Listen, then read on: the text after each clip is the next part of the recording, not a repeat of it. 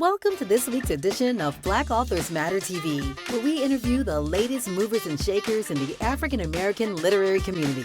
You'll meet some old friends, discover new ones, and stay abreast of the latest book developments around the country and even the world. So sit back and relax for the next 2 hours with Black Authors Matter TV co-hosts Gwen Richardson and Dr. Rhonda Lawson.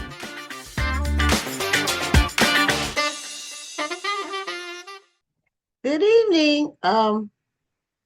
It seemed like that's my mistake. I clicked over to something else. I'm sorry. So anyway, I apologize. Welcome to an amazing episode of Black Authors Matter TV. I'm Gwen Richardson, your host for tonight, along with my co-host. Dr. Rhonda Lawson. Good evening, everybody. And we have another amazing show for you tonight. For some reason, I am in another mode. I don't know what's going on with my Zoom. What's wrong? I don't know. I'm not sure. Anyway, we have an amazing lineup, and Rhonda's back, which she hasn't been here for a while. So I told her it felt like it'd been forever since I had seen her. And I'm sure you all are feeling the same way. So we are really anticipating a really amazing show. We have a lineup of amazing guests like we always do. So Rhonda, I may need to get you to do more the co-hosting duties for me tonight. No problem. Yeah, I might need you to do that because my computer's doing something strange. So anyway, couple of things. The voting for the Black Authors Matter TV Awards show process, it started April 15th. It ends the 29th. We've had amazing participation, already over 2,000 ballots cast. So Nice. yeah, we have another week to go. It ends next Tuesday at midnight. So vote for your favorites, and you'll see who wins. The award show is May 13th. So that's going to be an amazing night like we always have. Also, the National Black Book Festival is 72% sold in terms of vendor space. So if you're planning to attend, please don't delay. Get your registration in.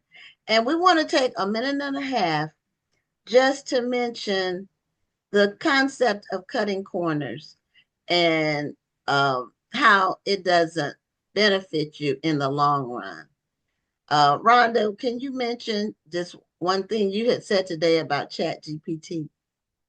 Yeah. So for those of you who may have missed it, if you follow me on TikTok, Instagram, or Facebook, you may have seen that I did a really comedic post about people who think that it's easy to write a book. All you have to do is just use ChatGPT. ChatGPT is a great tool. I love AI, and I've never made it a secret that I love using AI. However, AI should be used as a writing assistant. It should never be used as a ghostwriter. And AI, I don't care what you use, Claude, ChatGPT, DeepSeek, or whatever it is never going to take the place of the heart that you put into your work. It's never going to put the soul in and the emotion in. It's never going to do that. And it also is an insult to the literary industry when you use it to take the place of your hard work. So I do a whole class, and if anybody wants information on it, I do a whole class on how you can use AI to assist your writing journey. But please, please, please, never use it to take the place of your writing journey. And I totally agree with that. And also, for those who participate in our awards process for the Black Authors Matter TV Awards, we have a very good system in terms of software to submit and count the votes. But every year, and normally it's one person, thinks they can beat the system by submitting bogus votes. And we're paying attention. That doesn't benefit anyone. And you get disqualified if you do that. We don't announce that you're disqualified, but you get disqualified if you do that. So everything is going to be fair. Everything has to be fair and legitimate in this process. So Rhonda, I'm going to have you bring the guests on because my computer is not doing what it normally would do. I'm No stuck. problem. Okay, so Yeah. there are two people in the waiting room. So Connie is who we need to bring on now. Okay. All right. Yeah, I'm trying to see who this other person is. The other person is the second person. Oh, got it. It's the Got it. second guest. It's the second guest. I'm bringing Connie in right now. Yes. So yeah, they just signed on early. So good thing you were here, because if you see, that's why you were here. Because if that happened when I was by myself, I don't know what I would be doing. So it's just really strange. It's not holding my Zoom screen. So I hope Connie's there. She's her camera's off and she's muted. So yes, and I think she was trying to call. Oh, there she is. Okay, and I had messaged her that we were bringing her on. So, Connie Briscoe is a well-known best-selling author from the early days of us being in the book business, when we first got online with our books and when we had the bookstore and all that. So she's been writing for over 20 years and being published successfully. Well, because I didn't know about that part. I didn't know about before I knew you. So she's before your time. Okay, yeah, I get it. But she has a new book out. It's called Chloe. It's called Chloe. It just came out recently. And we're going to have a trivia question regarding Chloe, because this book is going to be given away to a viewer. So, Connie, welcome back, because you were on with your last book. Welcome back to Black Authors Matter TV. Thank you. It's good to be here. Well, great to have you. Yeah. So tell us about Chloe. And is Chloe the main character in the book? Because it seemed like it was someone else. So just tell us about Chloe, the book Chloe, and what made you come up with the concept that you did. Well, one of my favorite books, actually I would have to say favorite films, although the film is based on a book. It's called Rebecca. And I think I read the novel Rebecca years ago, maybe in my 20s or before. It actually came out in about the 1930s. And, I read it, put it aside. It was just a good book. And years later, I think Hitchcock did a film based on the book. I saw that years later. Thought nothing of it at the time. I don't even think I was writing at that time. And then about 5 years ago, Netflix did another adaptation. There have been a number of adaptations over the years. And at that time, I was searching for my next project after You Never Know, which was my first domestic suspense. And seeing that Netflix film, Rebecca, it kind of grabbed me in a number of ways, and I began to think of it as my next project, with a lot of revisions, of course, because whereas that novel, the thing I think the thing that interested me the most, that appealed to me the most, was the fact that even though it doesn't center on this, there's a big thing about different class differences, social differences, economic differences. And I thought that would lend itself well to the Black community. Initially, I started to make it more about racial differences, but I decided not to get into that. I decided to stick to an all-Black cast and to focus among the social and economic differences within the Black community. And I think the project Rebecca kind of lended itself very well to that, because it's basically about a young woman, in the case of Chloe, the novel I wrote, a young woman who is a private chef on the island of Martha's Vineyard for a family who is sort of well off.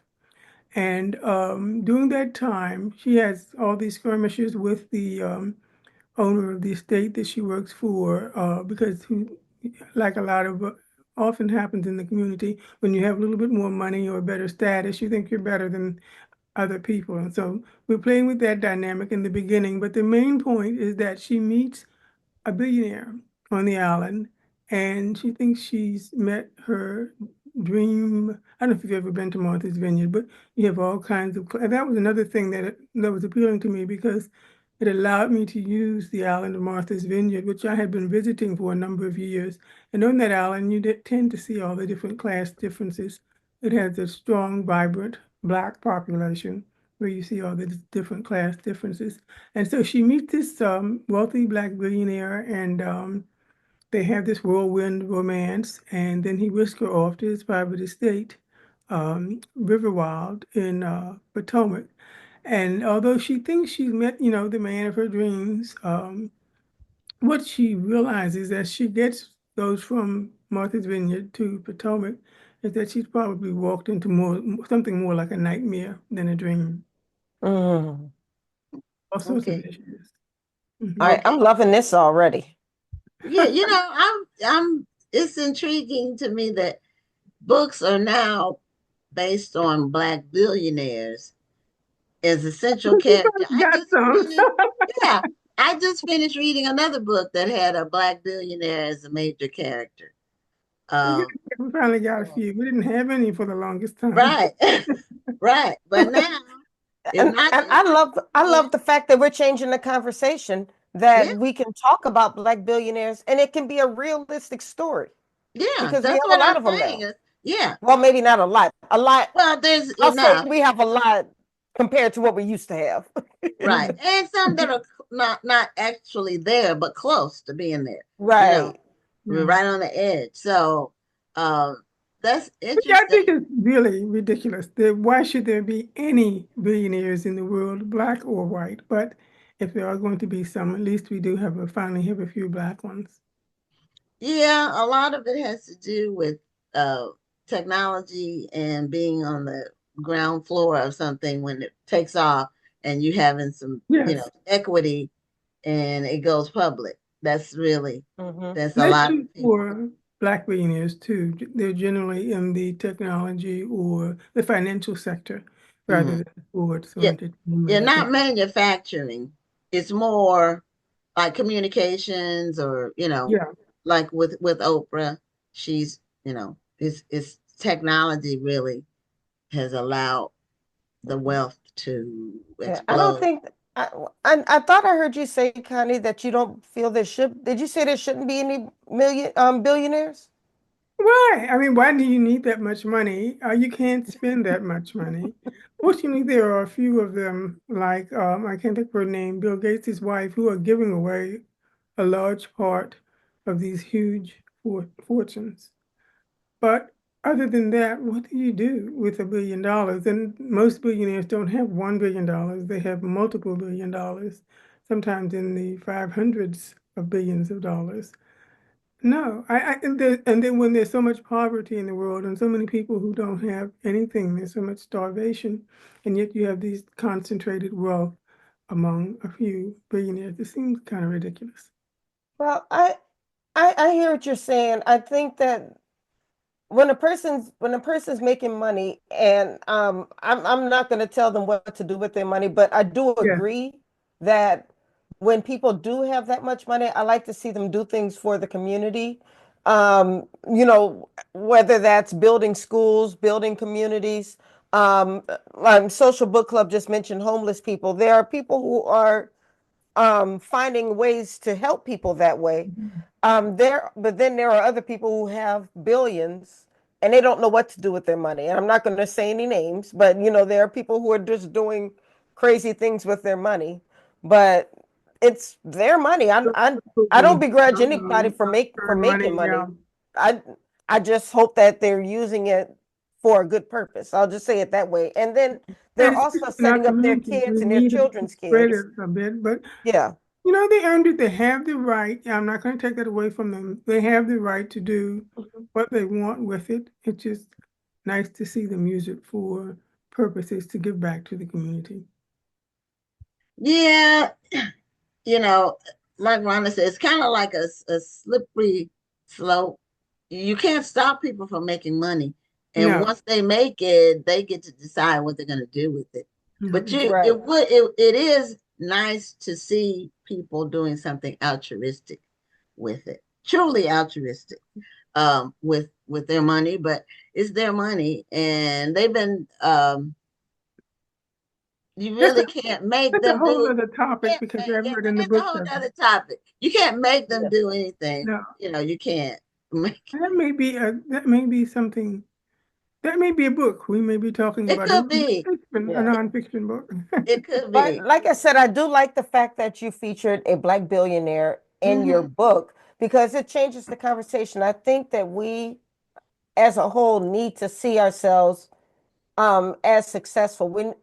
It's, We need to stop making the jokes and stop glamorizing being being poor. I mean, there are poor people in the world, and nothing wrong with that. But I think sometimes we glamorize the struggle, and we think that that's synonymous with being Black. And I think we need to change that conversation. So I do like the fact that you chose to highlight a Black billionaire in your book. And then Martha's Vineyard is one of my dream places to visit. I'm going to get there in the next year or so. I'm going to get there. have you been But there at all? I'm Have you, sorry. have you been there at all? I've never been there. I Oh, really, really, no. really want to go. And I You can know see a it's a little of symbol of everything on the black island. Yes. excellence. Yeah, you have Yeah. to go. But yeah, we finally have all economic classes represented Yes. among our Hmm. population, and that is kind of what I was trying to show in Chloe. Hmm. A lot of times, what happens is your socioeconomic class or the amount of money you have doesn't necessarily depict how you interact with people. For example, in Chloe, you have, especially in the house once you reach Riverwald, you have Ida who actually works for Chloe, but because she's been the brother of Everett, the billionaire, the sister of Everett, for years, she seems to think that she's superior to Angel, and so she sort of acts outside of her socioeconomic status. And that is one of the things I was trying to show how if you're connected to wealth, if you somehow are close to wealth, you tend to think that it gives you the right to act a certain way or to lord it over um, other people. Fortunately, Angel finally finds her voice.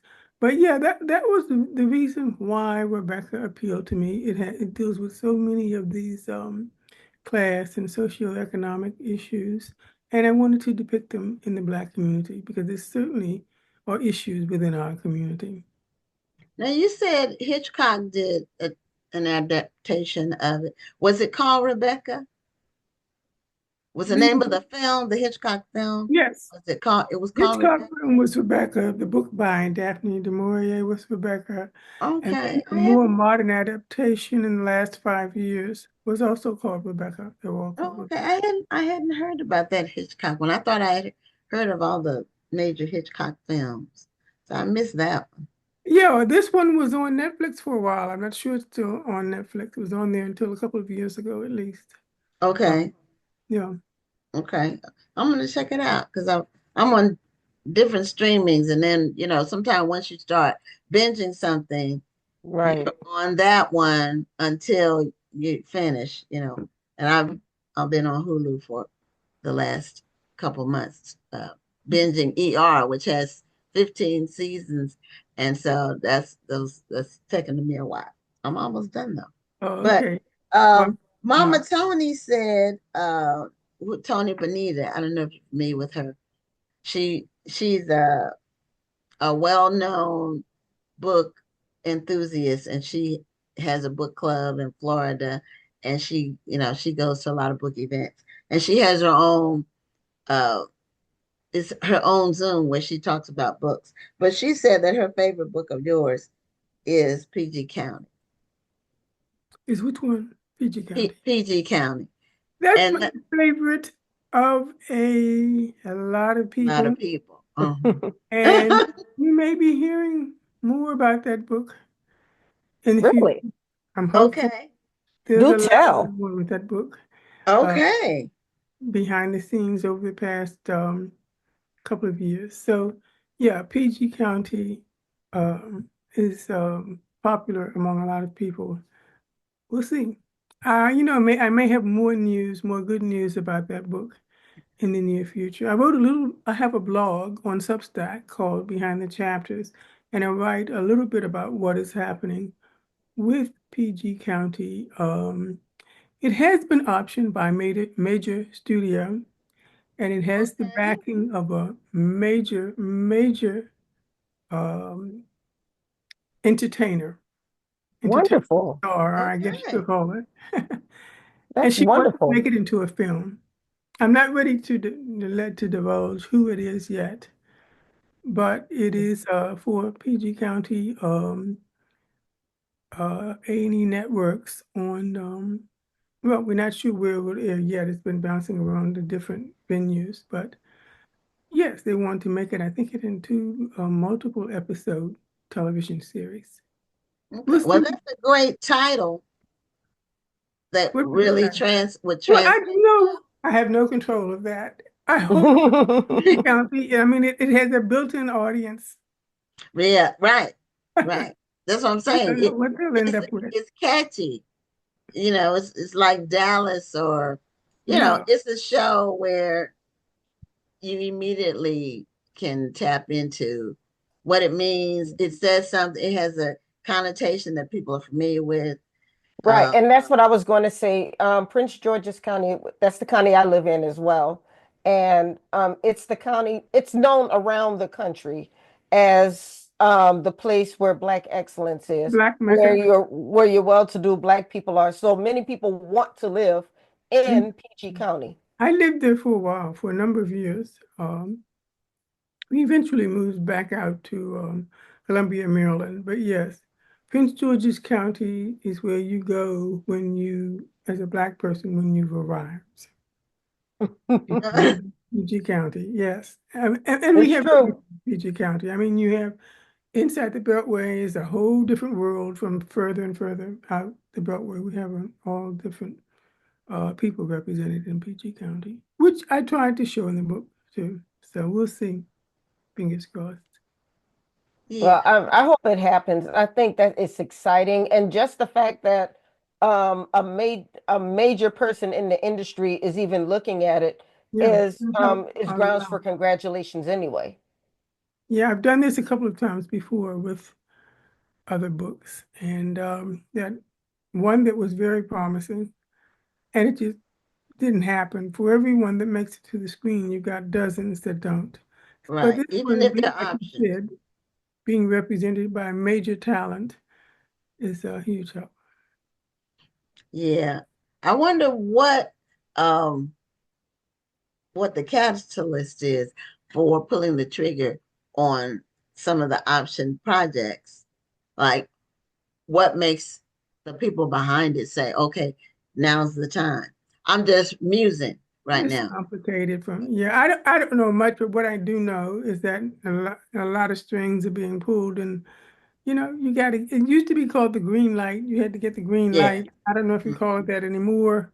Right. Uh, but I don't know. I've never gotten the green light. Well, Time to you're be, not alone in terms of no. having a novel optioned and not getting the green light. I know a lot of authors that's happened for, but it's an honor to get the option Yeah, because they do, you know, they do. brought The the option options. does come with financing, so that's a good thing. Yeah. Yeah. Keep your fingers crossed for me. We'll see. So, Chloe, is your which book is this number book? Oh, this I think is the 12th book. It's the ninth novel, and it's the second domestic suspense novel. I wrote two nonfiction and one novella, and then the 9 novels. And this may be the last one too. I'm not going to say 100%. I said it before. Wait, last one as in forever? Mhm. Last one as in forever, or last one with this series, with It this may type of book? be. We'll see. We'll see. I have no plans for a next one right now. That could change. Okay. All right, ma'am. You know, a world without a Connie Briscoe book, I just don't want to know it. That's a You know, good it has to one. be over at some point. Plenty for you to go back and read. This 12 is true. This is true. I understand. But you know, sometimes, yeah, you have to know when to just hang up your pen and just enjoy reading somebody else's book. Exactly. That's what I wanted to do. I want to have time to sit down and read all these other wonderful books coming out. You have someone coming on who is into scuba diving and did something for National Geographic related to Mhm. scuba diving. I want to take the time to be able to read those books by others. And also, I am working, as I said, I have a blog on Substack, and that takes a lot of time too. And I'm enjoying it because I can write about what I want to write about. One week I can write about one thing, the next week I can write about something else. The focus is on helping others become authors, mainly novelists, but others who want to become writers. And so I'm enjoying that. We'll see how that goes. Okay. Well, in our closing couple of minutes, if you wanted to give some advice to not only aspiring authors, but those authors who've been writing for a while and they may be reaching stumbling blocks or you're not sure how to move forward, how to continue.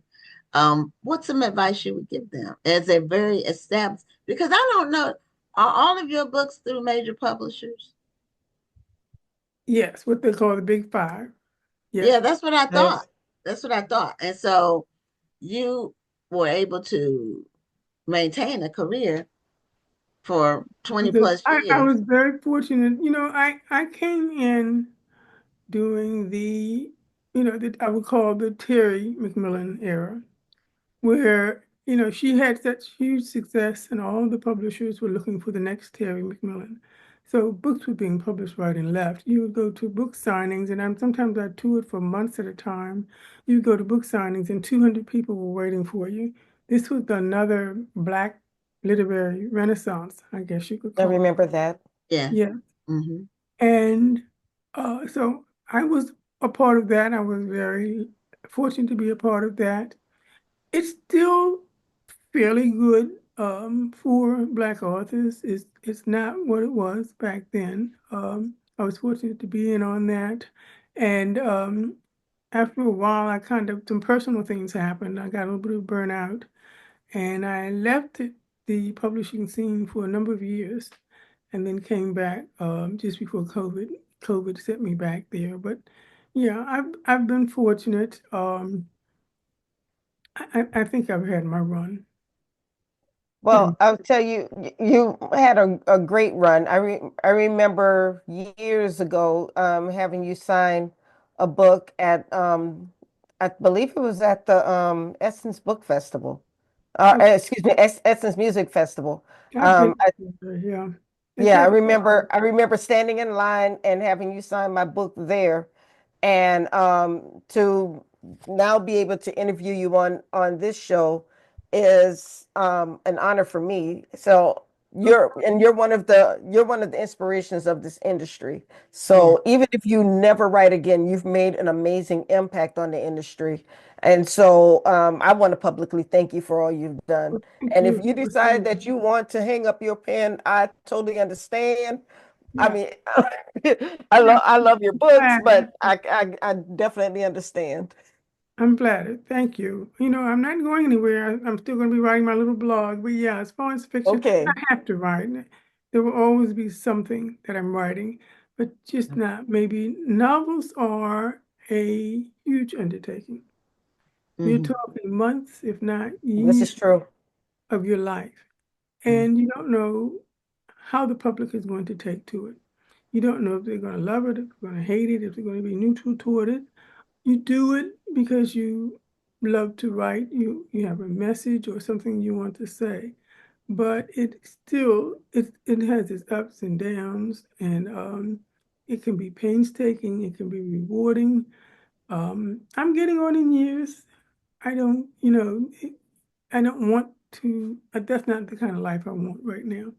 So yeah, I probably will be stepping back after Understood. this one, yeah.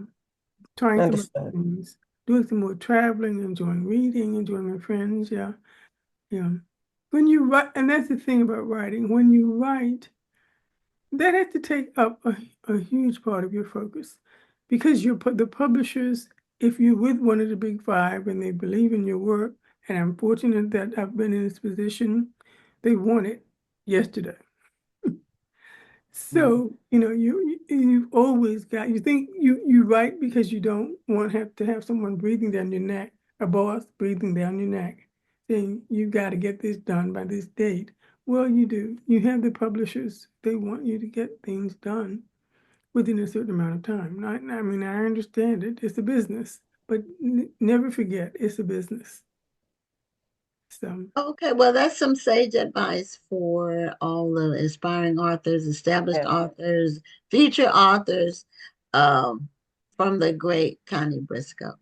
So thank you so much, Connie, for being a guest on Black Authors Matter TV. thank you. Thank you for having me once again. And hopefully I'll see you again for something in the future. I want to come back to a couple of authors you're having that I want to come back and visit Oh, with. well, Sign out and then come back to the Facebook page. yes, you sign Yeah. out from Zoom and just watch it on Facebook. It's live on Facebook. Okay, all right. Okay, Thanks for having me. you're welcome. Thank you. You have a great night. You too. Have a good night. Okay, so our next guest is Patricia Limbrick, and I am going to give away this copy of Chloe by Connie Briscoe, but I'm going to wait till the next. After You're the gonna next. wait till after the, okay, I'll go Yeah. ahead and let the next guest in Yeah. then. So, Patricia, this is an intriguing situation. She's president of what's called the Bennett-Brooks Book Club Literary Society, and it's based here in Houston. But the thing about it is, it was established in 1967. And I thought that was amazing. They actually had me come and speak to their group Nice. last month. But before that, they had me speak 12 years previous to that for their, they have like a Black History Authors luncheon that raises money for the Texas Southern University Debate Club or debate team. But what I really found intriguing was it was established in 1967. The original founders have all passed on, but the club still continues. And that's uncommon. It's just being established in 1967 and you're still here as a book club. That's just actually truly amazing. So, Patricia, welcome to Black Authors Matter TV. Thank you. Glad to be here. We're glad to have you. Thank you. And so just tell our audience a little bit about one before you talk about like the history of the book club. I'd like to move more forward and talk about how do you keep something going that long with new people? Well, I guess I'm kind of the common link between the original founders and the members that we have now. One of my aunts, along with 5 other people, founded the original club. One of them passed away in 2008. So my other aunt, who was a founder, wanted to continue it. And so she and I were the ones that were helping to get the club and the breakfast event going. And she and I did that from, say, 2009 up until 2013. My aunt got sick. So from 2013 to 2016, she was not able to participate, and it kind of suspended at that point. She passed away in 2016. But I remembered that they told me that, I needed to keep this going, after they passed away. So that was on my mind, although I didn't immediately, reestablish it. But in 2020, I asked some of my friends that I knew were avid readers if they would like to, join this book club. And I need to back up. Before that, I was a member of a book club for about 5 years prior to that. But then I wanted to reestablish the Bennett-Brooks book club. So I resigned from that book club and, asked my friends to join this one. Fortunately, I was able to find 11 other people that were interested. So at that point in time, we began our reorganization of the club, with it not becoming officially active until January of 2021. And we've just progressed from there. So those were the origins. Mm-hmm. Well, Okay, so that's a beautiful thing that you basically kept the tradition going and kept the club going, um, from all those years. And I think it's amazing. How have you seen the club evolve? I think that we have a more diverse population of books that we read. The original club, to my knowledge, only focused on Black authors.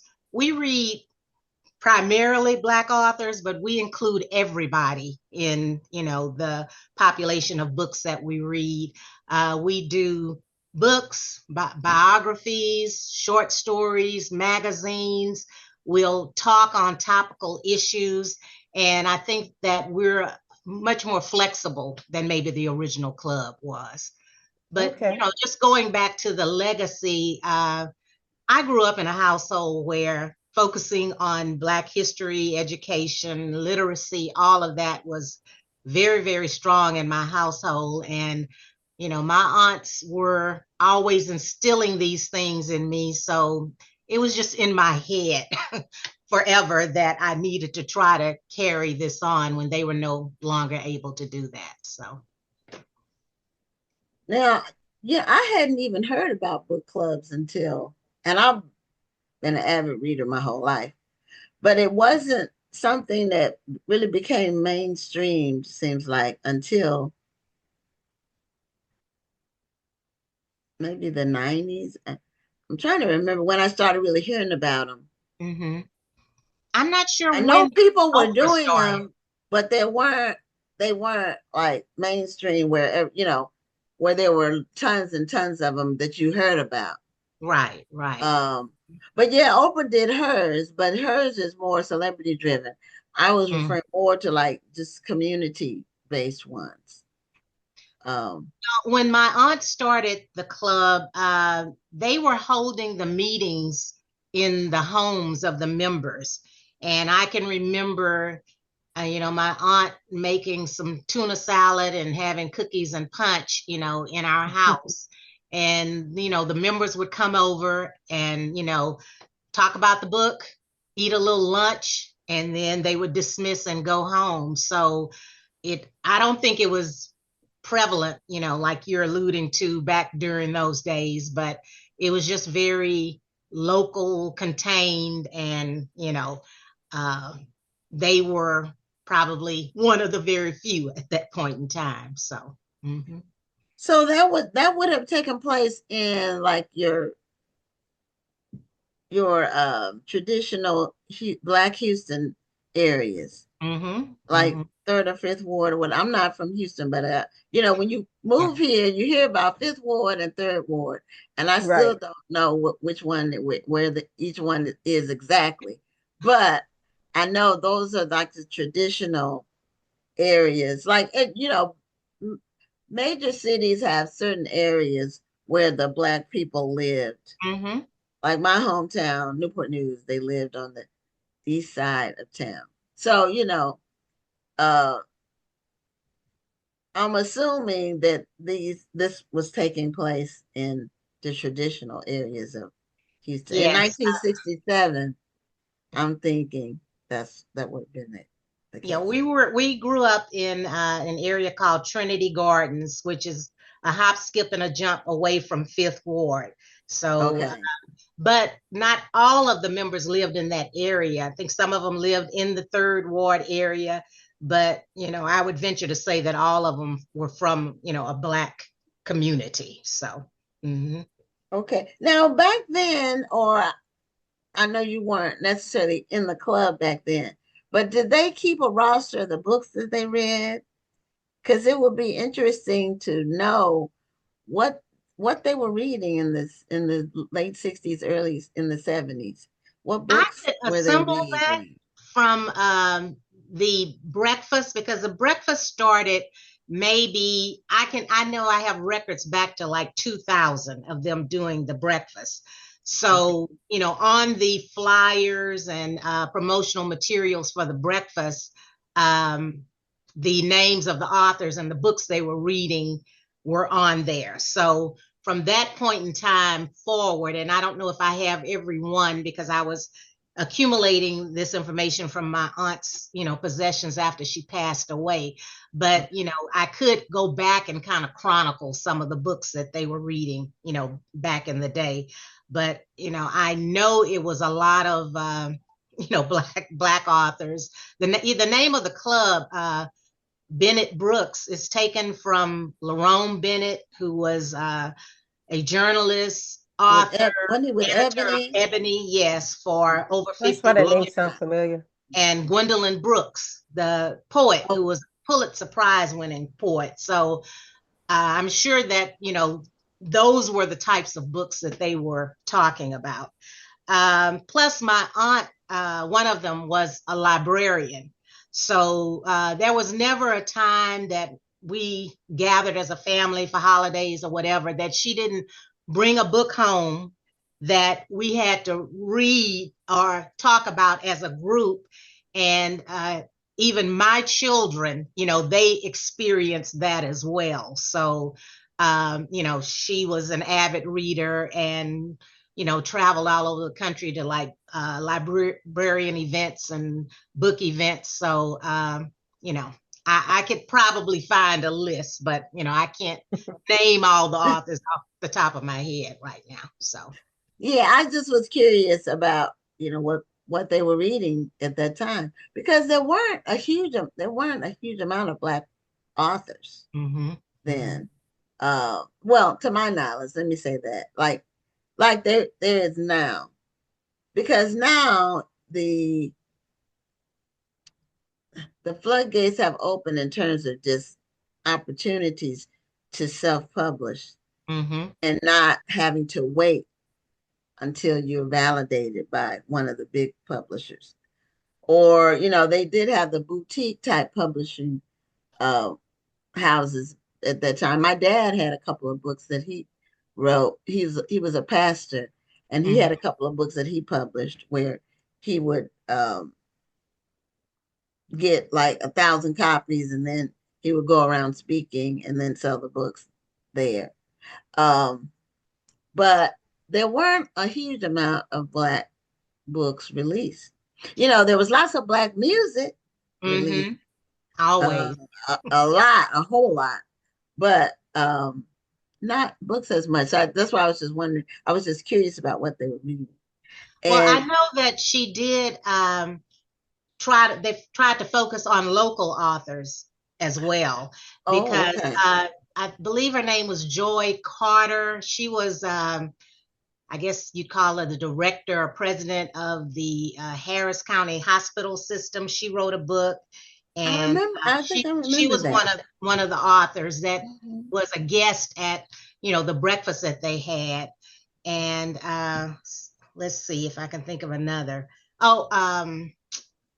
Let's see. I know Kirby John Caldwell. He used to be the pastor of Windsor Village. He had a book. Reverend Lawson, was a guest at the breakfast. So they would focus on local authors and have the members select books that they wanted to read as well. So.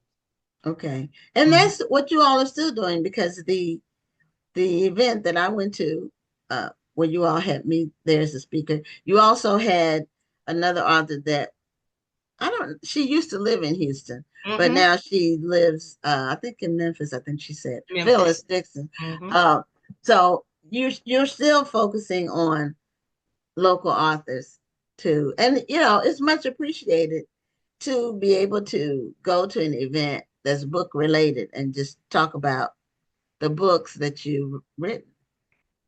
Well, I was fortunate. I worked with Phyllis actually for a number of years, probably over 20 years. And I knew about her passion for books, the fact that she had opened up her own bookstore and then started writing. And she was writing during the time that she was still working with me at the Treasury Department. So she was one of the first people that I could tap to come and be a guest speaker at our event. And we had interacted with you, I think actually when we were in the other book club I was in, and I knew about you from that, and also from attending the Black Book Festival. So yeah, that is a focus for us as well. Yes. Okay. And it was just interesting that Phyllis had her bookstore in Houston during some of the same years that we had ours. But I didn't know her until she became I was about to say you two had never met or run in the same circle. No. Because her bookstore was downtown, 30 miles from where we were. I think people forget how big Houston is. Houston is huge. Yeah. I tell people that I'm 30 miles from downtown, but I'm still in Houston. Yep. So, and then there's 30 miles further south. I'm on the northwest part of Houston. So it's 30 miles to downtown. Then once you get downtown, there's another 30 miles south. And I think you're still really in Houston, or you're still in Houston Metro. So it's big, and the traffic is bad. But anyway, and we've had a lot of newcomers that have moved here in the last, especially 10 years. Or the last 5 has been even greater, just, from everywhere, from all over. Now, you all help the Texas Southern debate team with the proceeds from your breakfast. And Texas Southern is an HBCU, the one here in Houston. That's amazing. So they do that. So tell us how you all ended up connecting with the debate team. Well, once again, it goes back to the ties to the original book club members. I wanted to pattern our club as much as possible in the way that they did things when they were active as a book club. So, matter of fact, that's almost my entire blueprint is doing what they did.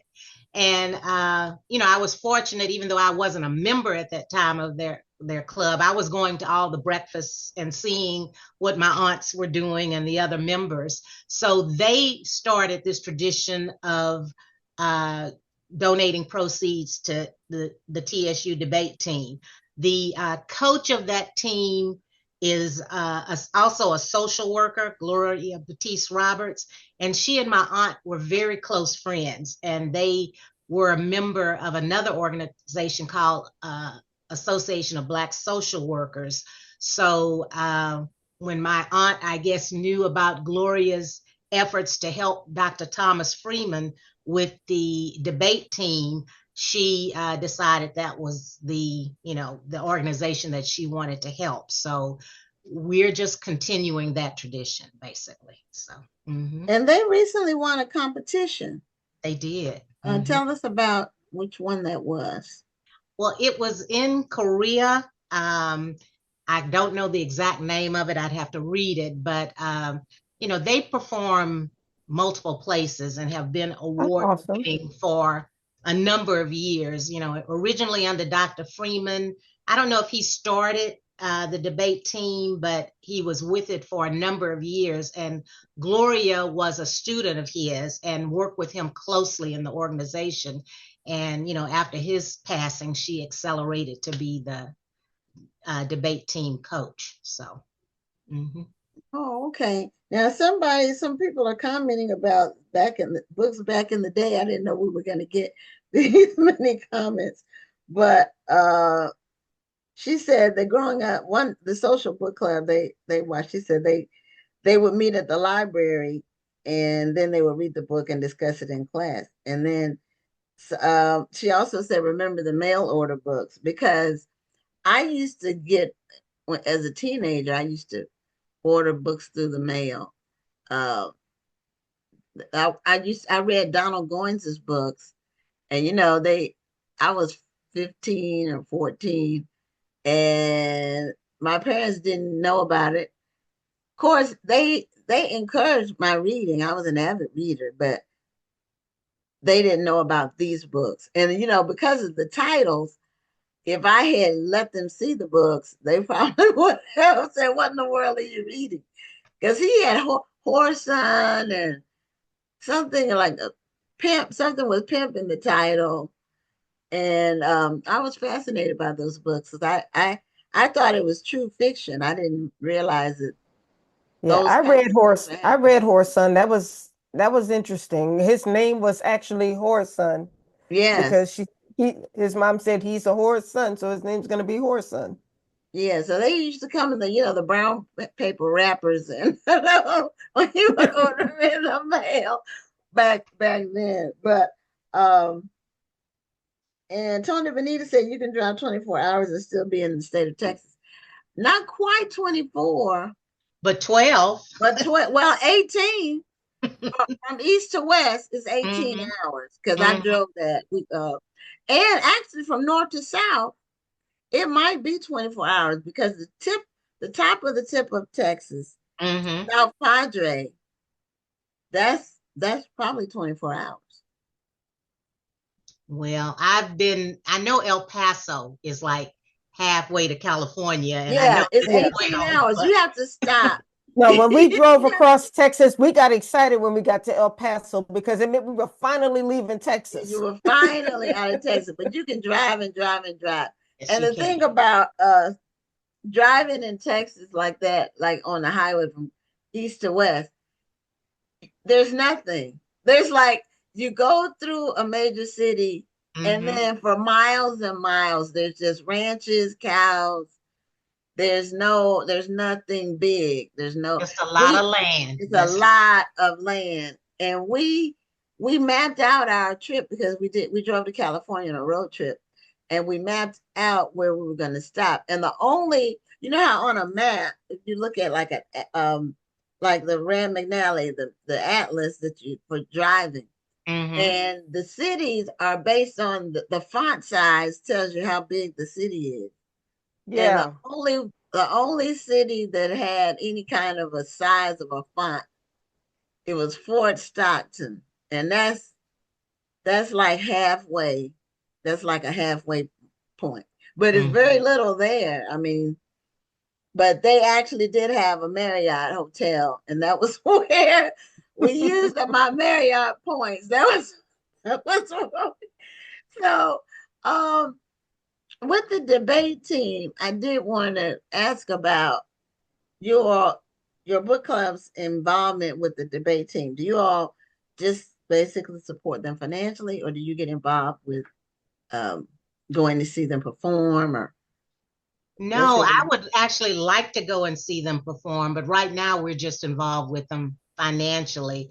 I mean, I know Gloria really, really well because like I said, she was a good friend of my aunt's, and I see her at other events, but I have not been to a performance. So I was thrilled when she told us that we could have some of her, team members to perform at the event, and I think everybody thoroughly enjoyed that. So, Yes, they performed at the event where I spoke, and you could hear a pin drop. hmm. People were very, very focused on their performances. Very, I mean, exceptional. It was really acting as much as it was more acting than debating because they actually did like a monologue. There was one gentleman that did a monologue, and then there were two young ladies that acted out. Like it was almost like a one act play in a way. Hmm. Um, they were very, very good, and I And was. amazed that they could memorize all the lines they had. Well, the amazing thing was they had just flown in from, like I said, I think it was Korea that Friday, and our event was that Saturday. And you know how when you're traveling from overseas, how long the flights are and the jet lag and all of that, but you couldn't tell it from the way they got up and performed at that breakfast. So that was pretty amazing too. Yeah. Love that. Mm-hmm. So now, what books are you all reading now? Do you all read a book a month or every other month? How are you all managing your book reading we now? meet bi-monthly. You know, other book clubs we met every month, but I thought when we formed this one that maybe we needed a little time because people are doing other things in their lives, and it gives them time to, you know, read the book. But each member, we put a schedule together of when each member will be presenting the book that they select. And, you know, at that particular meeting, they choose a book, choose the location where we're going to meet. And typically we will meet either by Zoom, we'll go out to a restaurant, or we'll meet at a member's home. But I actually, in preparation for this, I do have some of the books that we've been reading. The Bluest Eye, Toni Morrison. Okay. The Water Dancer by Ta-Nehisi Coates. The Guardian by John Grisham. Becoming by Michelle Obama. The Vanishing Half by Britt Bennett. We've read the Cicely Tyson biography, the Aretha Franklin biography, American Dirt, which is by an author named Janine Cummings, The Other Black Girl by Zakiya Delilah Harris, Harlem Shuffle by Colson Whitehead, We Are Not Like Them by Christine Pride, Feeding the Soul, that's by Tabitha Brown. You know, several more on here, but most recently, we read The Measure of a Man by Sidney Poitier. That was the last book that we read in our April meeting. And the next book is going to be The Legs Are the Last to Go by Diane Carroll, because we thought, well, since we read about Sidney Poitier and he mentioned her, we thought it would be good to go back and read her biography and see what her memories were of her relationship with him, as well as other, you know, momentous things that went on in her life. So, well, you know, we'd be remiss if we didn't ask, because we have a lot of authors who watch the show. How can an author contact you, or how can an author maybe get you to consider their books? They can just contact me by email. And that's the easiest way. Do you want me to give out my email address now, or if you want to?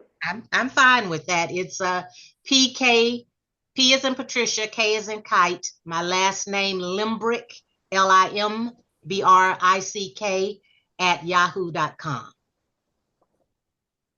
Okay. Mm-hmm. I put it in the chat. Thank you. And that was a question I was going to ask too, about, you know, authors want to know how do they get their book on your radar, so to speak.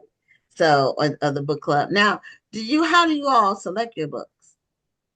Do you all do it like at the beginning of the year and have a list, like some clubs do it like that? No, we just tell the member what month they will be presenting. And then at the meeting before each author's month, we'll tell them to provide us with the name of the book they would like us to read. So, you know, they have time to think about it. And, you know, we just rely on them to provide us with the author and the book name, and go from there. Our only criteria around that is that we just defined in our bylaws what types of books we wanted to read, and kept it very broad: fiction and nonfiction, like I said, biographies. We did not specifically say Black authors, even though, that is our focus, but not all of our members are African American. So, we've a couple of the books that I read off, those were written by Hispanic authors. So we want it to be very diverse in our selection of books. So, It sounds the like thought you all being you do a can lot learn from all cultures. So, yes, it sounds like you all do a lot of biographies. Some it's clubs, happened that That's what I way. heard too. Because a lot of our members like biographies, and there's so many interesting ones that you can read out there. Cicely Tyson, a person that lived for 96 years, reading a book about her life, you feel like you're going to gain a lot of insight because that's Yes. a long life, and she spanned so many generations. So, yeah, we do read a lot of biographies, but in addition to that, I'm a lover of John Grisham. So I love reading his books. I love reading James Patterson. Yes. Yes. So it's just up to the person what they want to read, and we just support, whatever book they select. So that's the way we manage it. So yeah, I like John Grisham too. Um, I really haven't gotten into James Patterson, but I'm trying to remember the last John Grisham book I read, and I bought one, um, his last one before, next to the last one, but I didn't get to read it yet. I just have it. But I think The Exchange was the last, may have been okay. That's the the book last one that I have. read, but there may be another one after that. I'm not sure. So Okay, I have that book, but I haven't read it yet. Mhm. So, what did you think of that book? Because I read. I think what stopped me, and this may or may not be good to do, but I went online and read some of the reviews, and so they were mixed. And so I said, well, I'll just put it to the side for now and get to it later. So, what did you think of it? I enjoyed it. I mean, when you read John Grisham that there's a formula to it. There's going to be Yes, a lawyer in it. Yeah. yes, Yeah. More than likely, there's going to be an action plot with some type of, adversary foil that, this lawyer is going to brilliantly figure out how he can, combat whatever forces are going on with the person that's trying to kill him or whatever. And this book, The Exchange, was not as to me rich in action as some of the other books, his earlier works like A Time to Kill, the Pelican Brief, The Firm. I mean, I loved those novels. I couldn't put them down. So in my case, I'm always comparing, all yes, books and that's to those. So that's going to bring you about a little bit of disappointment because everything can't be on the same level of intensity. But, I right. enjoy reading it. So, Yeah, that's kind of what the reviews were saying. They read everything by him, and this one wasn't as good as some of the other ones. So, I probably will get to it at some point. I just haven't yet. So anyway, Patricia, thank you so much for being a guest on Black Authors Matter TV and sharing the history, and just congratulations on keeping the memory of your aunt and her friends, well, two aunts, I think you said, and their love for books, keeping it alive, and the mission to support the TSU debate team for all these years. That's amazing. Yes, that's wonderful. thank you so much for having me. Thank you Okay, for being here. All right. Thank you. Have a you great have a one. good night. You too. Good night. Okay, somebody mentioned that one of our guests was talking about scuba diving. So that's this guest that we're bringing on now, who has a Okay. book. Um, Do we want to do the book, you want to do the book? first?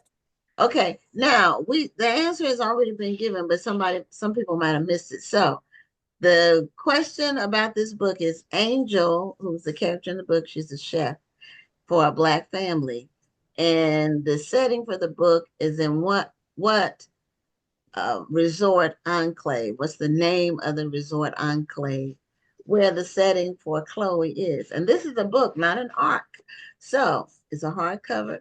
And so if you get the answer, the first one to answer wins the book, and it will be mailed to you this week. So we're going to be bringing on our next guest. Her name is Tara Roberts.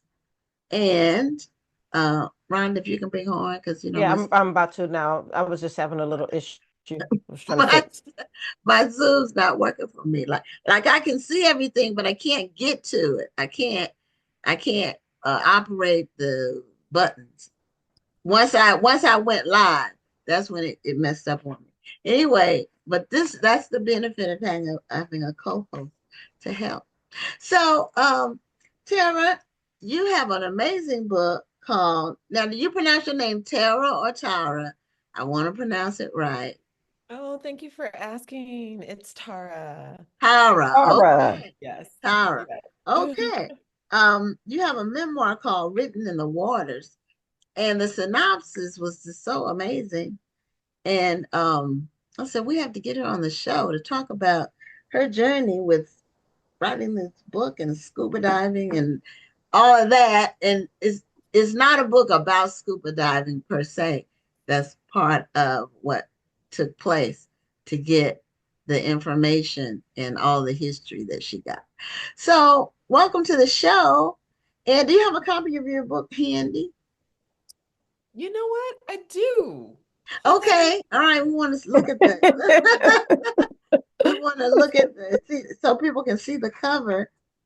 And it's called Written in the Waters, a memoir of history, home, and belonging. And this is my And slightly beat up cover. but no, it looks beautiful. It's beautiful. Yeah, It's I got love the water depictions stains of on people it. swimming in the water. Yeah. Is that what I see? People swimming? It's one person, and I think it's supposed to be me. When I gave the artist a little bit of feedback, and I was like, I think I need a little more curve. So that's me. You gotta give it a little booty. So she's got a little curves there. You know what? If you don't ask, they won't give, so it's fine. Yeah, so this book started, it seems like, with you learning some information, and then you end up traveling to so many places far flung around the globe. So tell us about your journey with the information about the background of the story and how it came about, and then how you ended up going to all these different places and with diving with people. And well, I'm gonna ask you one question before you do that.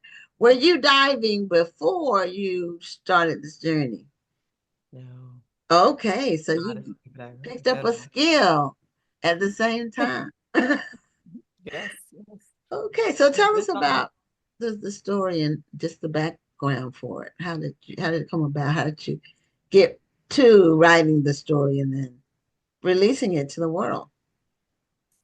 Yeah, this all started because of a visit to the National Museum of African American History and Culture in Washington, D.C.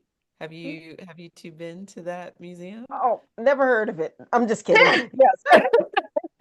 I'm like, No, oh, we have to tell you about it. no, I live in the I always DMV, wanted, so I've been there quite a few yeah, times. she lives in the Okay. DMV. Okay. I'm in Houston, and I had planned to go, Rhonda, when I was Rhonda is part of the Zeta, and they had their boule scheduled, their 100th year boule scheduled for 2020.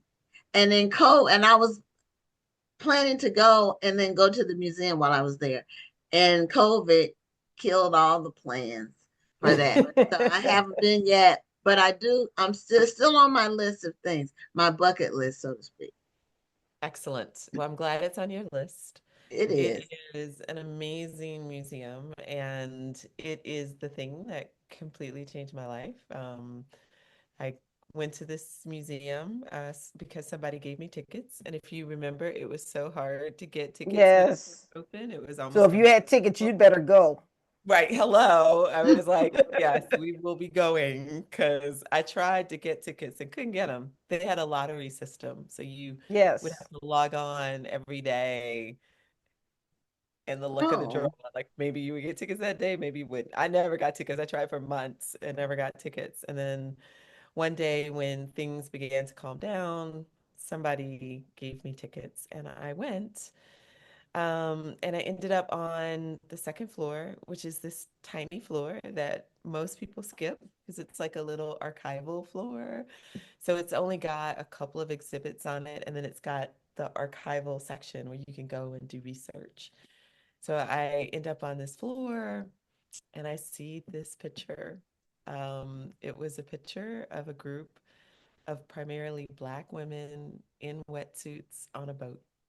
That's all the picture was. It's even I've seen the picture since then and I've looked at it and I'm like, this wasn't like it's not like it's a portrait. It's not like people are superposed and I mean they look amazing to me, but it's an ordinary photograph. But for whatever reasons, it just stopped me because I'd never seen a picture of Black women in wetsuits on a boat before. And they just look so beautiful to me.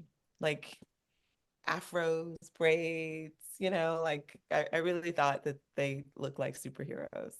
When I imagined the picture in my mind, it literally was like they had on capes, but they didn't. But that's how they Mm. looked in my mind. So then I read to find out, well, who are they?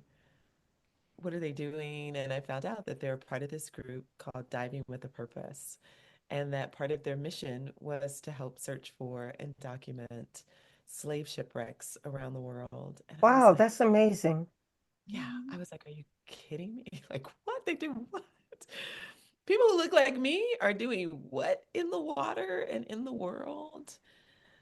So it touched me and I ended up I stayed on the second floor for like an hour just Googling them, trying to find out more information about them. And then I called them up and the founder is this gentleman named Ken Stewart, who's great. We've become really good friends since then. But back then, this was in 2016, 2017. Um, he and I started up a conversation. It took a couple of phone calls, but then eventually he invited me to come dive with them. And I don't know if you knew this, but this is what he said to me. He likes to call me by my full name. So he at the time he was 72 years young and he's from New York, even though he lives in Nashville, but he's got this like New York kind of energy. He was like, Tara Roberts, do you know that you live in the epicenter of Black scuba diving? And I was like, what? I was living in DC. I was like, wait, what? And he was like, DC, man, that's what I'm talking about. That's where all the cats are. And I was like, Oh, are you kidding? And he was like, no, that is the place to be. And he was like, and if you want to scuba dive, I will get you in a class. We will get you trained, and then you can come out and join us. And I was like, sign me up. And that was sort of the beginning it was of, an amazing experience, wasn't it? yeah. Yeah. Um, the club that is based in DC is the oldest Black diving club in the United States. They were founded Wow. in the wow. 50s. In the 50s, y'all, and they run deep. Like, it's I don't know, over 100 members. They travel together. They show up at resorts That is with so their equipment. awesome. Yeah, I it Wow. was wish I had, if I had moved here first, I probably could have joined the scuba diving team. I went scuba diving. I was in the military and I was stationed in Egypt for a year. So when I linked up with some of my fellow soldiers who used to scuba dive all the time, and I was like, I want to go. And so they took me on a couple of intro dives, and I was like, man, this is so awesome. I should buy all of the equipment. And when I get back to the States, I'm going to scuba dive. I'm going to get my certification. And then before I bought everything, I'm like, Rhonda, where in the hell are you going scuba diving? You don't even know anybody who scuba dives. So just enjoy the experience that you had, but no need in spending all of that money because you're not going to do it. Had I moved here after Egypt, I probably could have pursued scuba diving a lot more. Can I tell you something, Rhonda? What's that? You know it's not too late. I know it's not Club too is late. still there, and they go diving every year. And so the guy who founded the club, it's called the Underwater Adventure Seekers. The guy who founded that is a gentleman named Dr. Albert Jose Jones, who is like everybody in the Black scuba diving world considers Jacques Cousteau the Black or the white Dr. Jones, because he is Oh, that wow. Oh, wow. amazing. He's got like, I don't know, somewhere like 10,000 dives. He's in the Scuba Diving Hall of Fame. Like, he's amazing. But Doc Jones also founded the National Association of Black Scuba Divers. So it is a group of like over 3,000 divers who, again, every year they show up and they go out. So if you want to To find dive, out it's when that's not happening, I just want to see them. I want to see that many black scuba divers together. I mean, that's an unforgettable sight. yeah, yeah. But we got to get you out there. So you say the Look at word. you. You've been scuba diving for 5 minutes and you're fighting So people. true. It's so true. I don't know what I'm doing compared to any of them. That is awesome, though, that you were inspired just by seeing a photo in the African American Museum. Yeah. And then, of course, as I started to get my certification, and the Mm-hmm. Underwater Adventure Seekers takes it very seriously. Like, it's a 3-month long process to get certified. There are Mm-hmm. places where you can go and get certification in a weekend, but not with the Underwater Adventure Seekers. They take it very seriously. And it was during that time that I got to know a number of the divers who are part of that club, but who were also instructors for the group Mm. Diving with a Purpose. So I really got to learn more about Diving with a Purpose. I got to learn more about some of the ships that they were working on. And I was just like, it is incredible history that I did not know. Um, Not only did I not know it, but when I think about the work that these divers were doing, I'm like, most people don't think that Black people, participate in water sports. Right, right. So it felt like this Mhm. was information that the world should know.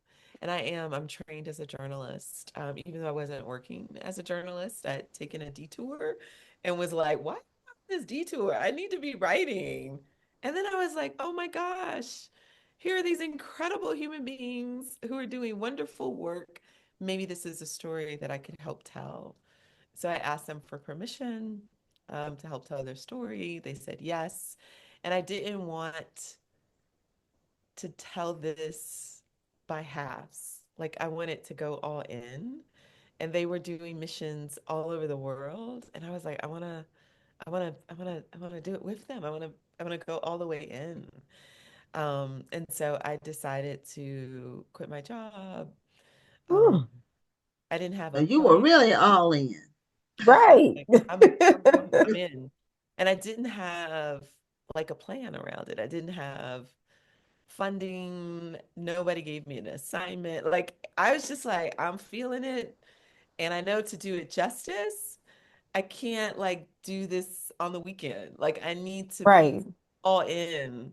So I was like, let's quit and let's trust in the universe to come meet me and help make this happen. So it was after I quit, and I was trying to get so to participate in Diving with a Purpose, you have to get a certain number of ocean dives in. Mm-hmm. There's work that you're doing underwater, and you've got to be proficient with your diving. So I had gone to Southeast Asia because a friend was getting married. I was like, okay, we're quitting the job and then we're going to use a frequent flyer ticket and go to India for your friend's wedding. And why don't you just stay in Southeast Asia and learn? And so it was while I was there that I was like, oh, I am not a trust fund baby, and I do need to find some funding to be able to cover this. So that's how I came across National Geographic giving out grants. I didn't realize that they gave grants, but again, the universe sort of meets Hmm. you where you are, and I found out they gave out grants to do storytelling, and I was like, well, maybe they'd be interested in this. And that sort of the rest is history. I applied and they gave me my first grant. And then since then, Hmm. they've been giving me grants to tell bigger and bigger stories about this work.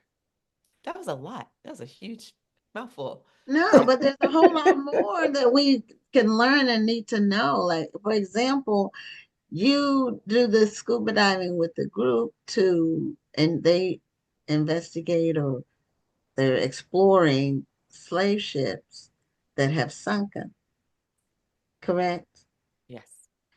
And so, do they know where the slave ships are? How do they decide which ones they're going to investigate? And or have they just been doing it for a long time and still collecting information for the ones that they've found?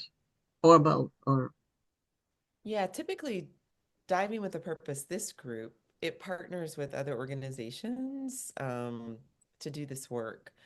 And one of the big organizations that they've partnered with is an organization called the Slave Wrecks Project, which is made up of a bunch of organizations, including Diving with a Purpose. But there are a few other museums, the National Park Service, like these other kinds of organizations are a part of it. And they all collaborate to do the work. So the work actually starts in the archives and it starts with historians. And it's historians going through the records to really figure out where a ship might be. Um, the mm, thing about slave shipwrecks is that they are often not intact on the ocean floors. It's not like you can just swim along and then be like, ah, there's a slave shipwreck and I'm going to go investigate it. No, it doesn't typically happen like that. Like most of the ships were made out of wood. So, and this is back in the 1600s and 1700s. So when they wreck, they splinter on the ocean floor and then eventually the ocean reclaims them. Mm, So to the mm, naked eye, it doesn't look like pieces of a ship necessarily. It wow. really takes some eagle eyes. But before you get to the eagle eyes, you've got the archives that are helping you understand what happened with the wrecking event. Um, and there's some very detailed records that you can find. And then the team uses equipment to help find anomalies in the water, like things with metals. Because even though the ships were made out of wood, maybe they had nails or other sorts of things that could be picked up Mm, by equipment. So then mm. the equipment begins to pick up anomalies in the area where they think it is. And then divers go in to like look and to see what those things are. And then they have to take pictures and they have to test these things to see if they are indeed what they might be. So that's when archaeologists are often involved throughout the process. But archaeologists, particularly at that stage, are the ones that are testing the materials. And then they get a hypothesis. And then the divers go back when they think it really is that site. And that's when they're down there doing uh, you know the deep looking and trying to find the wrecks. This looks wow. like it sounds like painstaking work It that they does sound like do. painstaking work. You have to Um, know exactly what you're looking for. Yes. Because I'm just picturing, um, when you said that, it's not like you're going to find these ships intact. So you have to know exactly what to look for, and you have to always be paying attention when Mhm. you're doing your dive. Yeah. Um, I'm sure does this almost seem overwhelming, but in a good way? Yeah, I mean it's kind of exciting too. Yeah. um, the work that I got trained on is called underwater archaeology mapping. So even after the team locates a ship, then they've got to document that ship on the ocean floor. So there's a team of people that are down there with clipboards and measuring tapes and that are actually measuring the wrecking site. So there's a lot happening. And of course, like some divers may feel a certain way because you are dealing with actual history. Mhm. And it's, tragic history. And that said, I would Yeah. say that when I am under the water though, I don't I don't feel sad. I feel so empowered. I just feel like I am repping for the ancestors. I am like, Mm. I see you, I'm honoring you and I'm helping to bring your story back into memory. And that is beautiful work to me. It's not sad work for me. So, Wow. Yeah, it's like the work that you're doing and the other people on the team, it's really giving the souls of those people who have been lost for hundreds of years some peace and recognition. yeah. Just because there's so many, is there an estimate of how many slave ships sank during the Middle Passage? Yeah, they estimate, well, so there were 12,000 ships that brought 12.5 million Africans to the Americas, and they estimate that around 1,000 ships wrecked.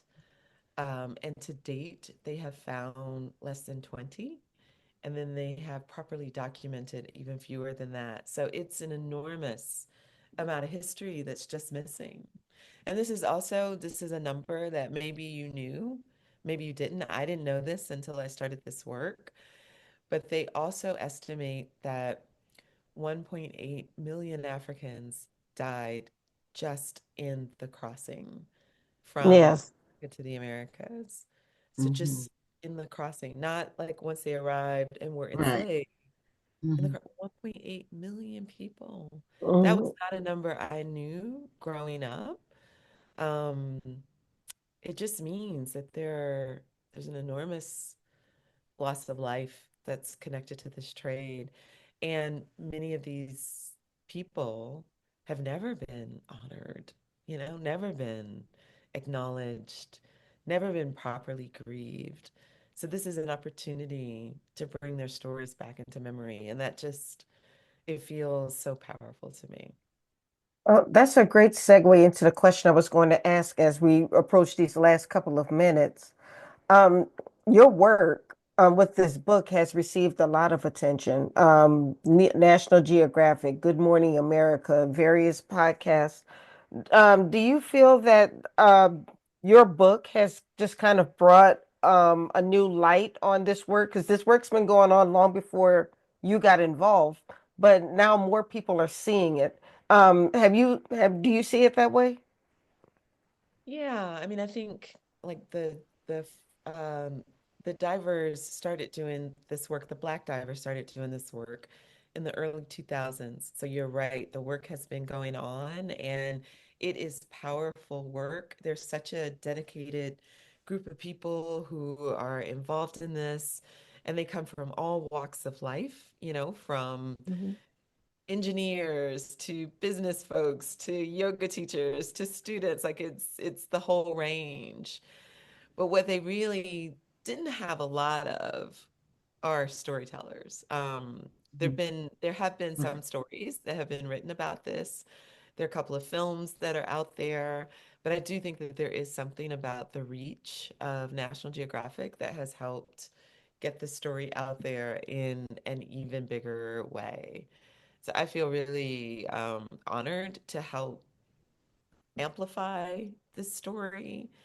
Um, and I feel thankful to National Geographic for also being willing to really put it out there. Like we went Yeah. from me originally, I was just writing blog entries on the Nat Geo blog. And I was like, I went back to them and I was like, one, trying to write 200-word blog entries about the transatlantic slave trade, just like that just is insane. Can't do that.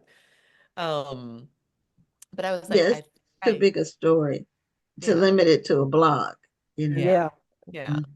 And not only is it like the trade itself is a big story, but then when you start telling stories about the locations that we're in that have their own relationship to the trade, their own history. I mean, we did Mozambique, South Africa, Senegal, Costa Rica, St. Croix, around the US. Each of those places has a Yes. story to be told, and not just Yes. one story, Yes. it's multiple stories. So it's so much storytelling that could be done. That I realized, oh, maybe this story would work really well as a podcast, because I started to hear the story as I traveled, all these different accents, all these different people understanding the history in their own way. I started to hear it. So we produced Into the Depths, which is a 6-episode narrative podcast, which Okay. was fantastic. I felt like, ooh, we told a lot of the story there. Then we've done 2 films, 2 documentaries. One is called Clotilda, The Return Home.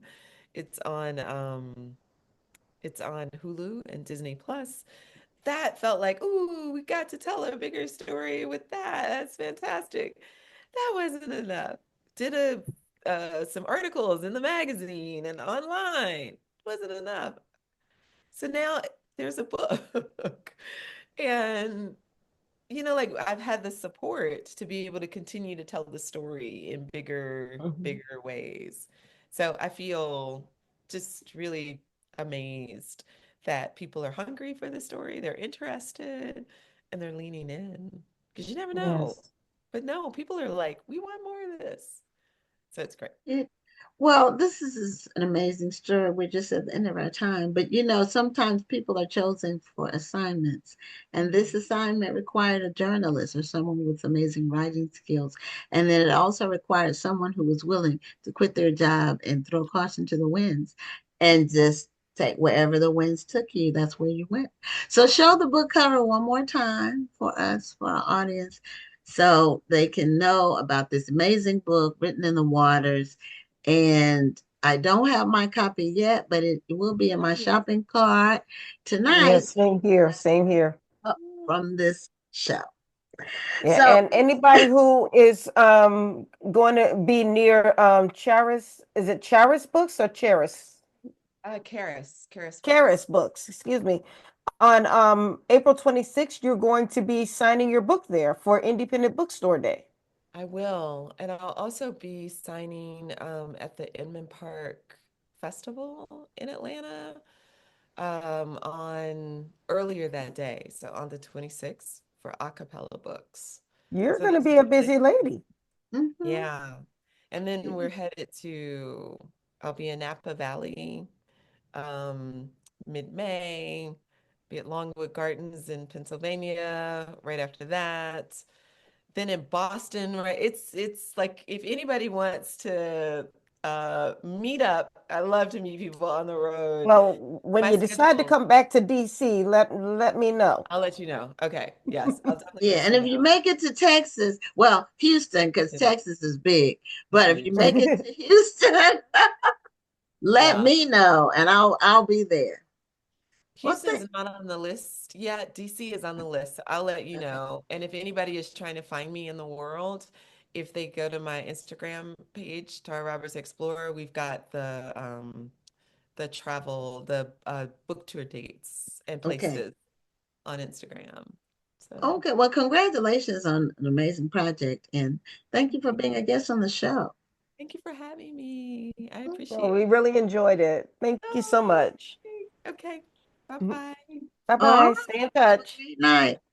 Okay.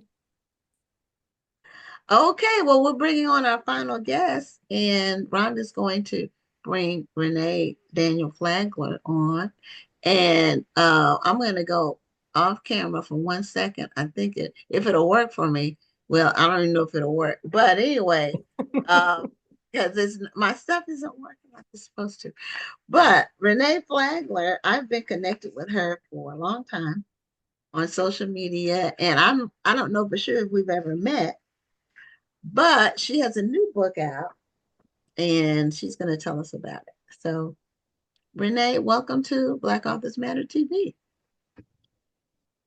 Oh, need to unmute. Unmute. Okay, there we go. And thank you so much. And hey, Rhonda, how are you? Hey, Renee, it's been a minute. It's been a long time. It definitely has. It is. I love your glasses. Thank you. I love that's my face candy. I'm about to say, I think you have probably a million different types of glasses, huh? I have a lot of different colors and yeah. Yes. I love it. I'm pretty vanilla when it comes to glasses. My glasses are always going to look somewhat like this, but they never. I'm not brave enough or creative enough, I don't think, to do the different shapes. But I love looking at them on other people. But I'll try it. I'm like, no, this doesn't look right on me. Me too. I feel like if I wore some big glasses, because I'm a small person, it would just like overwhelm me. Like take over your whole face. Right? You wouldn't be able to see anything but the glasses. Well, Renee, you have been doing your thing. You've been busy. I've been watching your growth. I mean, we were both back in the early 2000s, hustling these books and everything, trying to get ourselves out there. But you have gone from being an author to a coach and entrepreneur. Can you talk a bit about that journey? Sure. Actually, it all started from being an author. So I wrote those first couple of books, early 2000. And one day I was asked to go and talk to a group of students. And I was told that these students had never met an author who looked like them. So it was a location that was predominantly Black and Hispanic students. And when I went to do that event, I fell in love with just connecting with young people. And I said, wow, this is something I think I want to do more of. So then I was asked to go and speak to a group of students. Actually, not even a group of students. I was asked to come to a place called Victory House. And it was a group home for runaway teens and pregnant teens. And I went there when I first got there. It was about maybe 6 to 8 young women living in this location. And the first day I went, they were kind of looking like, who's this chick? And so, but by the time we were done, it's like, I didn't want to leave and they didn't want me to leave. So during that time, I spent 6 weeks with them. And each day I went back, we would explore books, we do storytelling, we would do journaling. By the time they were done, they were creating these beautiful stories about their journeys. And some of their journeys were quite traumatic. But I saw what the power of writing was doing for this group of young girls. And I felt honored that they let me in, you know what I mean? Like, because they were writing about some really, really very intimate, very personal, very tough stuff. Yes. And guiding them through that and just looking and seeing how writing can really just open people up and heal and uplift and move you through situations and things like that. And after that 6 weeks, we went from kind of journaling and we started to create characters together. That's when I first started to develop writing curriculum and stuff, just because I was like, I don't know what I'm going to do with these girls. And by the time we finished, we had a ball. There was tears, it was laughter. We created characters. We made the characters do all kinds of things. And I was like, Lord, this is what I want to do with my gift. And so that started this whole cycle of me finding a way to come out of corporate America and into a world where I can write and then I can use my writing to serve youth. And so that's kind of where we went from that point forward. And slowly but surely, I transitioned completely out of corporate America, focused on writing full time, and then ended up going into nonprofit, where now I run a nonprofit organization. at you. That was more to your journey than I thought it was. Yeah. Amazing.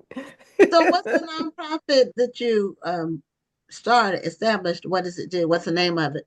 What does it do? So, so I actually established, so my company is called Divine Right. Divine as in divine and right, WRITE. And Oh, so okay. under Divine Right, when I do publish anything indie publishing, I produce that stuff under Divine Right, but I also do writing workshops. I'm a vendor with the New York City Department of Education. I do writing programs, writing residencies. I've done writing residencies with the different libraries, like the Langston Hughes Library. I went back and got my MFA in creative writing that opened more doors. I went through a program that taught writers how to create curriculum. And so I'm certified in creating writing curriculum. And that's actually what opened the doors for me to be doing writing residencies and stuff inside of like the public school systems, conferences. So I've literally taught writing from K through 12, all the way through, libraries, you get all Renee, ages. I'm going to have to hire you as a consultant because people have been asking me to do that with a lot of the programs that I have, and I have no idea how to do it. Well, I'm So, trained. I can help you. yeah, I'm about to say I might have to hire you, and I'm saying it publicly because that's the way you make things happen. Because if I just kept it in my mind, I'm gonna forget to write you and tell you that I need your help. Let's talk. So if Right. I say it Absolutely. publicly, Yeah, it's like writing put me on this path. So now I live what I call my dream journey. I get up and I do what love I it. love. I write and I serve youth, and writing brought me to that place. I love that. And you still have your own books. Yep, absolutely. Hmm. Oh, you have a brand new book. I That's the do. segue to that. That Yes. just came out earlier this month Yeah. called Mhm. Unlikely Neighbors. Now, are you in like the women's fiction, romantic, suspense, or romance genres? Are you, or is this the first time you're writing in that genre? So I've been in romance, like women's fiction. I've always been in women's fiction, but I've entered into the romance marketplace in 2015 with my first deal with Harlequin under the pen name Nikki Knight. And so I've written about 11 books under Nikki Knight, and then Oh, this okay. book, um, they made some changes to the imprint, and they were going for something new. So this book is published under Afterglow, which is their newest imprint. And with the writing formats, it changed from the traditional romance writing that we were doing, and they wanted something more like emotional conflict, more drama, more of this and more of that. And I was like, well, that's what Renee Daniel Flagler writes.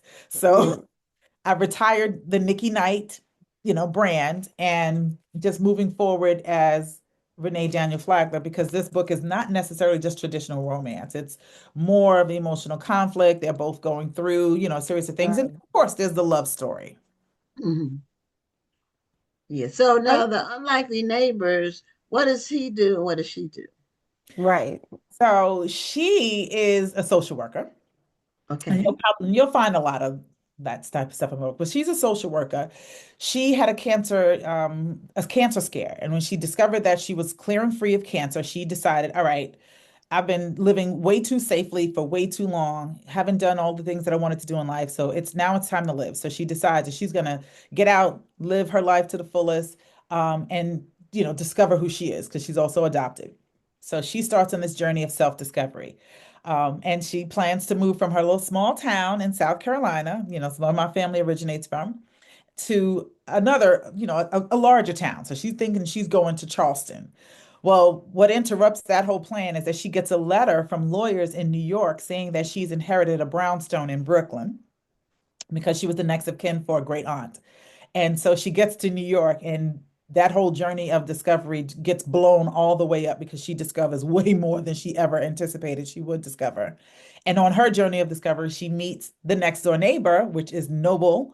And he's a gentleman who started a beverage company in his college days and got investors, and it kind of blew up. And so he's has this big world renowned beverage company.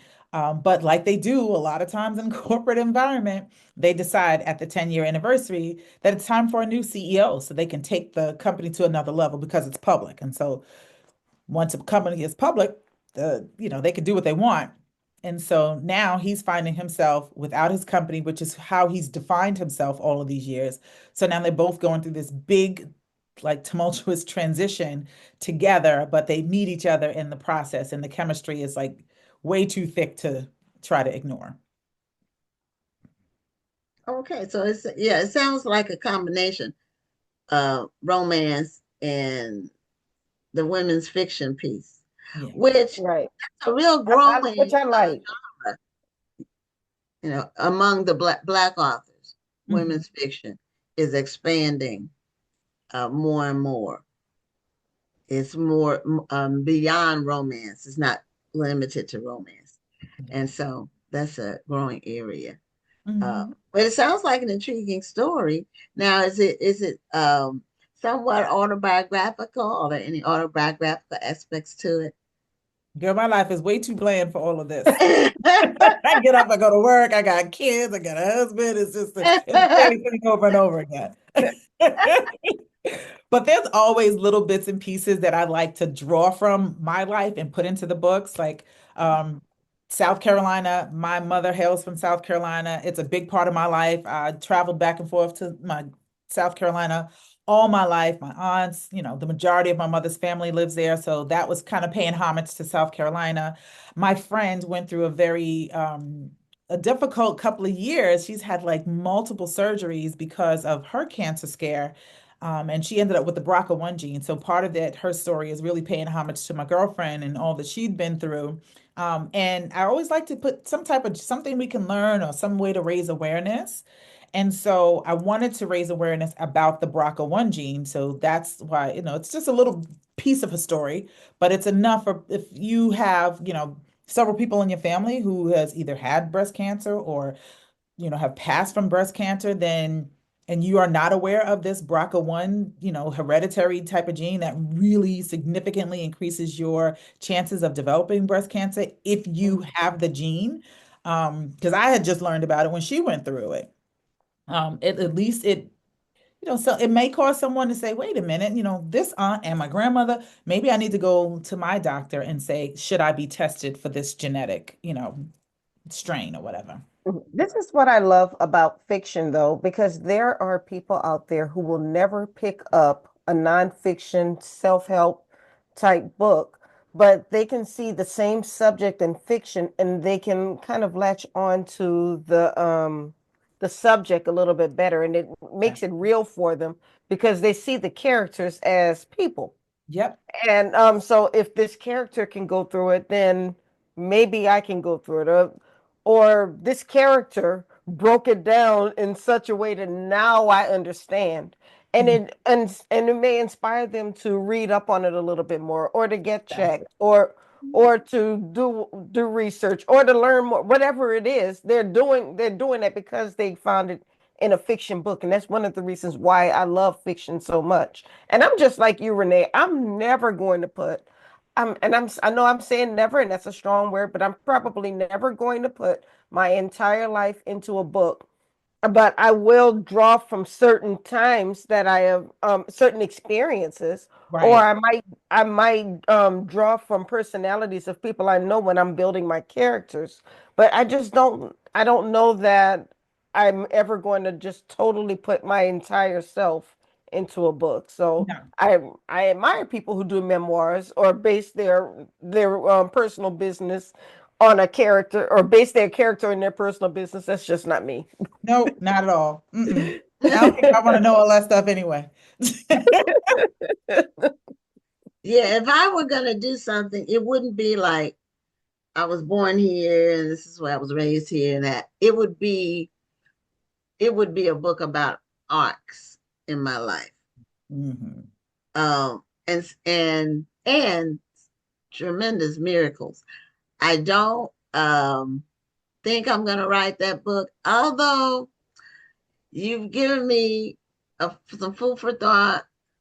Rhonda, you may have planted a bug. You never know what your next book or next like five books down the road But some of the things that have happened to me over the course of my life have been, uh, I don't want to say bizarre, but they're unusual. Mhm. Um, and people can learn from it, and also know that almost anything is possible. If you use your imagination and if you really Yeah. believe in yourself, you know, This is true. you can just really do anything. Nobody can really stop you. Not today. Now, our ancestors, and we just talked about the Middle Passage, and those poor souls that perished along the way, and then the ones that got here, what the horrors they had to deal with. Mhm. But we can dream big dreams and pursue them, and it's about navigating more than anything else. So, Mhm. It's not uh, much that can stop us these days, right? yeah, Right. it's really you can stop yourself with That's it. self-doubt, but if you have a plan, you can execute it, and that does work. Mhm. So now, is Unlikely Neighbors a one-off? Is it just one story, or is this part of a series of books? So this is one story. Now it could be a series because you got some supporting characters in there. But this is one book because the new imprint, the previous imprints that I wrote for with Harlequin were all very focused on series. But this new imprint is not focused on series. So this is Oh, okay. standalone. Mhm. And then what was the Okay. imprint again? Because you said it was a new imprint. This is Afterglow Books under Harlequin. Afterglow. Mhm. Afterglow. Okay. Okay. I'm gonna have to Now, look into Afterglow because from the way you described it, it doesn't sound like a straight formulaic romance. They're Right. they're looking for they're looking for more layers to it. Yeah. That might be something I can write about. I can't do the formulaic romance. Right. Yeah, I totally understand that. I do. I sometimes did feel bound by that because Rhonda, we wrote similar stuff. So it's like, Mm-hmm. we've had the family drama and, rich in conflict and, all of those things. So I did, there was a lot less conflict, but I really did enjoy this process more because I kind of got back to what I used to do. Yeah. Where there was, you had more, it's more word count too, so you can get a little more in depth, with what's going on with the characters. And if you notice, when you take a look at a lot of the romances that are coming out right now, it's this is a trend that's really pushing forward and people have enjoyed it. They want more depth. They want more from the characters. They want more conflict. They want, they want to be engaged emotionally more as opposed to just the formula of boy meets girl, boy, they want to go up Right, below the right. surface a little more. So you'll see a lot of the popular romance authors this is the industry's just trending this way. The readers just wanted a little bit more depth. So, and women aren't like the women of 50 years ago. mm-mm. They're involved in all kinds of careers and professions, and Mm-hmm. they have Yeah, their own money. It's a different environment, yeah, and so we need to write about the now. When you're doing contemporary romance, you need to write about what's happening now with exactly. people. Hmm. So tell us a little bit more about your nonprofit and how you were able to. It sounds like it was just like almost like a straight line. You went from going into this place to meet the young ladies, and then it was a few more steps, and then you had the nonprofit. Yeah, So it is that sounds very quick, but it wasn't that quick. But okay? it took years. So Okay. I used to be in corporate marketing. And those moments changed me. And so I was looking for more and more opportunities to engage in like service and community service and work with young people. And I'd gone back to school to get a master's in creative writing because I was like, okay, I know that this is definitely the path that I want to take. And it was during my um, first time going to school for creative writing that I came across this opportunity to join this or to participate in this program called TAP, right, which is a teaching artist project. And they Mm. take writers and artists and you go through this year-long program, an academic program of taking your art form. They teach you how to kind of break it down. Because when you're writing, right, you just write. You're not saying, this is what I'm doing right now when I'm writing. I'm using metaphor. I'm doing this. I'm doing that. You just write, right? If you're an artist, if you're a musician, you just, you make music. And so with this program, they really taught you how to kind of break down what you're doing and create and make it teachable and then develop curriculum and things like that. And then after that, once I did that, then then the company hired me. And so I was going into the schools and working with other artists to develop writing and art curriculum. So I was doing curriculum in the arts and education programs, going into the public schools, and then branching off and doing it myself. So I was simultaneously working with nonprofit organizations that provided these type of programs to inner city schools through arts and education. So that gave me the opportunity to work with young people to teach writing and all of that. I ended up having to leave my first at my first attempt to get an MFA. I had to leave because my mother got sick, and so help take care of her. But I was still working in nonprofit, so I continued at that point to work in nonprofit and to work with youth. Went back to school, then I got this other opportunity, went back to school, got my MFA, was then teaching in schools as well as teaching at the adjunct professor level. The cool part was the writing constantly kind of drew me back into the nonprofit and working with youth. And in 2015, I was asked to join this organization that I'm with now to run their programming, because now I had all this programming experience in developing curriculum and all of that. And so I went over there, and about maybe less than a year and a half later, the executive director that was running the organization was leaving, and she asked me if I was interested in her position. And I was like, girl, I stopped chasing titles back when I left corporate America. I don't know about this. I'm like, I'm having fun, like working with the youth. And she was like, but I know you can do the job. I was like, I know I could do the job. I did all the management and everything. This is what I want to do. So I had to pray about it and figure out, in that role, how can I continue to really engage with the young people? And so, they helped me to figure out, like, in this role, I can not only engage with the young people, but I can be the person that opens the doors and creates the opportunities and develop the program, like, at a much higher level. And so 2017, I stepped into the role of executive director, and I've been running the organization ever since. Amazing. You have just had, I am really awed at your journey. Thank you. Yeah, I mean, it's really interesting when you go from seeing, like I said, when we were out hustling them books back in early 2000s, and then when you see somebody who has who's taken a similar journey, and you see where they've come. I mean, I'm proud. I mean, Thank you. we always talk about the celebrities and what they're doing. I was talking about people like LL Cool J and his trajectory from being a teenage rapper up to being a really, really great TV actor. And you look at Ice Cube, who's like one of the scariest gangster rappers back in the day, and now he's doing children's movies. Okay.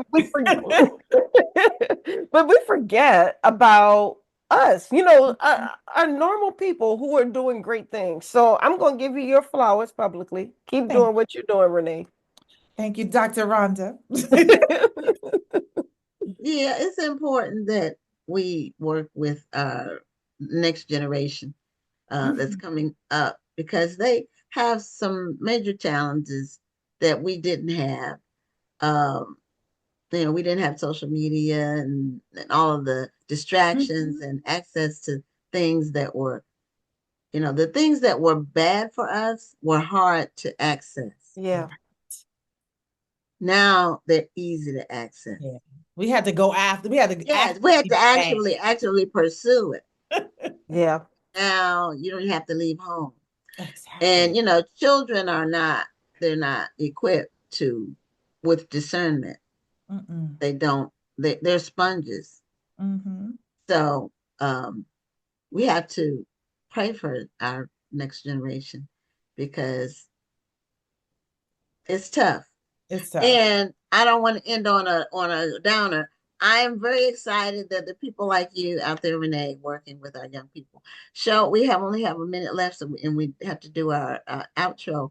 So show us the copy of your book one more time. And we assume Unlikely Neighbors is available wherever books are sold. Renee Daniel Flagler. And it's good to see you. I think I may have met you once a long time ago. But it's been like in the early 2000s, like Rhonda was saying. But keep doing what you're doing and continued success. Thank you for having me. I so appreciate it. Good to see you two both. Good seeing you as well. Take care. All right. Have a good one. Bye-bye. Well, that's our show for this week. Don't forget to vote for the Black Authors Matter TV Awards. The voting ends next Tuesday, so you'll get one more reminder next Tuesday with the show. And that's it for tonight. I'm Gwen Richardson signing off. And I'm Dr. Rhonda Lawson. Have a wonderful evening and a great week. Thank you for tuning in, and join us next Tuesday at 7 p.m. Central, 8 p.m. Eastern for another edition of Black Authors Matter TV.